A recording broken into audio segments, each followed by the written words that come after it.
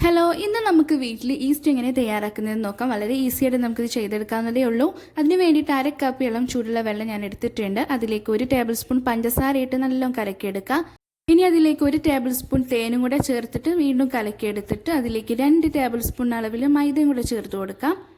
ഇനി അതിലേക്ക് 2 table spoon അളവിൽ തൈരും കൂടെ ചേർത്ത് കൊടുക്കുന്നുണ്ട്. തൈര് പുളി കൂടുതലാണെങ്കിൽ അത്രയും നല്ലത്. ശേഷം നല്ലോണം കലക്കിയെടുത്തിട്ട് നമുക്ക് 24 മണിക്കൂർ ഇത് മാറ്റി വെക്കാം. 24 മണിക്കൂറിന് ശേഷം കണ്ടോ, ഇതാണ് നമ്മുടെ ലിക്വിഡ് ഈസ്റ്റ്. ബൗളിലേക്ക് 1/2 കപ്പ് മൈദയും ആവശ്യത്തിന് ഉപ്പും ചേർത്തിട്ട് നമ്മൾ ഉണ്ടാക്കിയിട്ടുള്ള ഈസ്റ്റിന് 4 ടേബിൾ സ്പൂൺ അളവിൽ ഇതിലേക്ക് ഒഴിച്ച് കൊടുത്തിട്ട് നല്ലൊന്ന് കുഴച്ച് വെക്കാം. അതിനുശേഷം 4 മണിക്കൂർ ഇതൊന്ന് റെസ്റ്റ് ചെയ്യാനായിട്ട് വെക്കാം. 4 മണിക്കൂറിന് ശേഷം കണ്ടോ, നമ്മൾ എങ്ങനെയാണോ ഈസ്റ്റ് ഇട്ടിട്ട് മാവ് ഉണ്ടാക്കി എടുക്കുന്നത് അതുപോലെ കിട്ടിയിട്ടുണ്ട്.